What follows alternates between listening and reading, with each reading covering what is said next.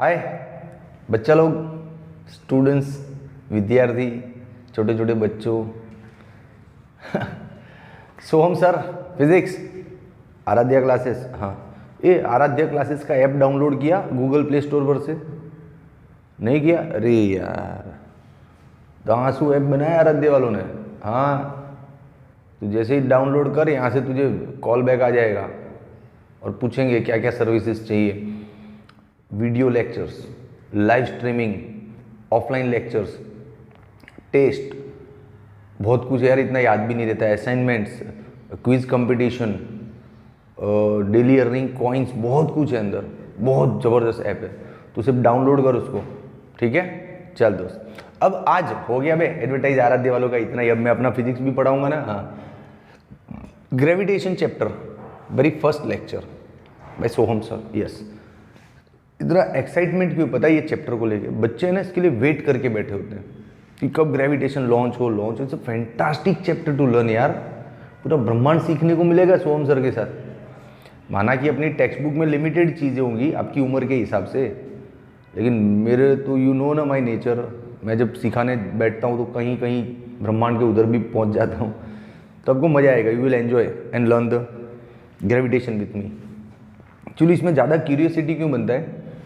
Basic 2-3 सवाल होते हैं आपकी उम्र में। जैसे हम सब लोग अभी खड़े इधर, तो हमारे पैरों के नीचे ग्राउंड का सपोर्ट है ना? ग्राउंड के सपोर्ट पे ही खड़े हम। जैसे अपने पैरों के नीचे से ग्राउंड हटा, हम सीधा धड़ाम। मतलब इतना तो कॉमन सेंस है कि बिना सपोर्ट के टिक नहीं सकता कुछ। हम लोग जिस ग्राउंड पे खड़े हैं ना, वो ग्राउंड बिना किसी सपोर्ट के हवा में तैर रहा है। पता है, पूरा का पूरा अर्थ, सारे के सारे प्लैनेट्स, सब लोग हवा में तैर रहे हैं बिना किसी सपोर्ट के, वो गिर भी नहीं रहे हैं। तो क्या है ये सब रहस्य, क्या है ये माया जाल? तो ये सारा रहस्य तो इस चैप्टर में मेरे साथ सीखेगा। यस, फील होगा कि नहीं यार, दुनिया तो ऐसी, हम तो कुछ और ही सोचते थे, है ना? हाँ, चल दोस्त, तो आ जा।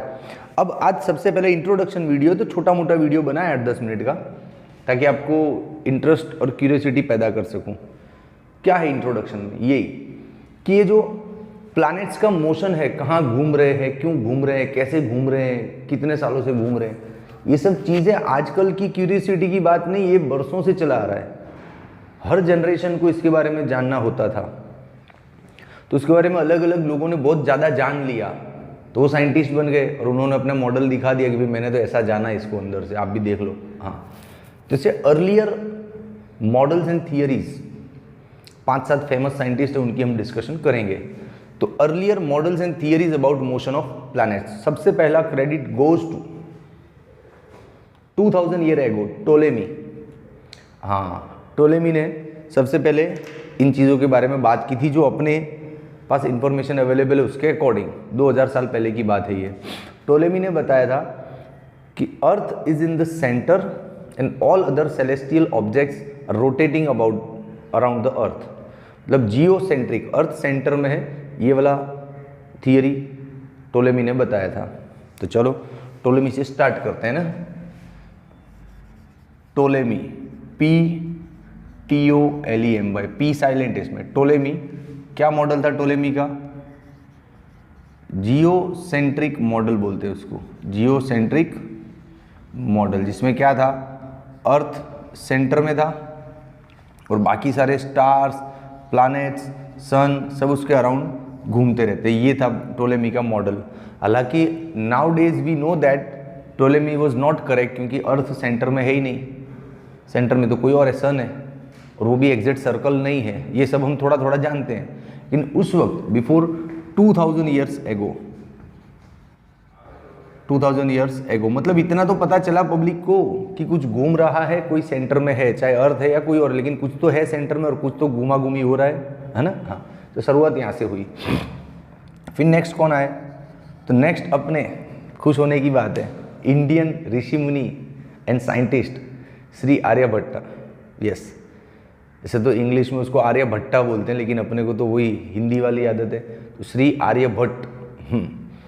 श्री आर्यभट्ट ने बोला कि टोलेमी बाबा आप गलत हो, अर्थ सेंटर में है ही नहीं, सेंटर में तो सन है ना? ये 2000 साल पहले की बात है सब। श्री आर्यभट्ट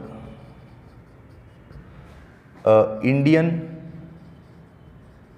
ऋषि प्लस साइंटिस्ट भी बोलते हैं। उन्होंने क्या दिया था, जियोसेंट्रिक नहीं, उन्होंने हेलियोसेंट्रिक मॉडल दिया था, हेलियोसेंट्रिक मॉडल, जिसमें क्या था, जिसमें सन सेंटर में था और बाकी सारे सेलेस्टियल ऑब्जेक्ट्स उसके अराउंड घूमते रहते हैं। लेकिन कैसे घूमते, सर्कुलर घूमते, एलिप्टिकल घूमते, स्क्वायर पे घूमते, कैसे घूमते, वो नहीं क्लेरिफाई था, है ना। तो उसको क्लेरिफाई किया Nicolaus Copernicus, he came after Shri Aryabhatta. Later, कितना बाद में, 1000 ईयर्स लेटर यार, हाँ, ये श्री आर्यभट्ट साहब के 1000 ईयर्स बाद निकोलस कॉपरनिकस आया, उसने बताया, निकोलस कॉपरनिकस ने क्या बताया, उसने बताया कि भाई सूर्य सेंटर पे है, बात सही है, लेकिन सूर्य जिस सेंटर पे है उसके अराउंड एक सर्कल बनता है और उस सर्कुलर पाथ पे सब लोग घूम रहे, उसने इतना क्लैरिफाई किया। तो all celestial objects earth and planets are rotating on a circular path on which centre there is a sun. हाँ हाँ, सन is its center and about this center all celestial objects are circulating, not rotating, circulating, circular track पे। हाँ, लेकिन Nicholas Copernicus को एक problem था, उसको है ना उस टाइम के जो चर्च अथॉरिटीज़ थी उन्होंने सपोर्ट नहीं दिया, उन्होंने इसको मतलब फेवर नहीं दिया, वोट नहीं दिया कि नहीं भाई तू रॉन्ग है, क्योंकि थोड़ा रिलीजियस मैटर था। सन अर्थ उस टाइम सब गॉड की कैटेगरी के लोग मानते थे, आज भी मानते हैं, हम भी मानते हैं, तो थोड़ा रिलीजियस टच था ना इन चीज़ों में, तो चर्च ने इनको अलाउ नहीं किया कि तेरे रिसर्च गलत है, तू जो बोल रहा है वो सही नहीं है। तो नो सपोर्ट फ्रॉम चर्च, एक नोटिसेबल पॉइंट इसलिए लिख रहा हूँ। But there was a one man वो stand with Nicolaus Copernicus, Galileo Galilei, उसने सपोर्ट किया कि बेटा तू राइट है, मजे कर जा। जब बेटा बेटा नहीं बोलते एक दूसरे को, अपनी लैंग्वेज है रे रफ। हाँ, गैलीलियो गैलीली सपोर्टेड। ठीक है, चलो अब निकोलस कॉपरनिकस के बाद आते हैं टाइको ब्राहे। टाइको ब्राहे ने नेकेड आइज से ऑब्जर्वेशंस किए थे और इंपॉर्टेंट इंफॉर्मेशन शेयर की थी, इंपॉर्टेंट इंफॉर्मेशन को नोट डाउन किया था। तो टाइको ब्राहे फेमस है नेकेड आइज के ऑब्जर्वेशन के लिए, नेकेड आइज ऑब्जर्वेशन।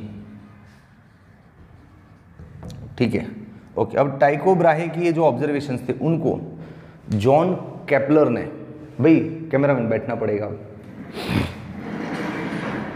टाइको ब्राहे के ऑब्जर्वेशन को जॉन केपलर ने अच्छे से पढ़ा और उनको एनालिसिस किया।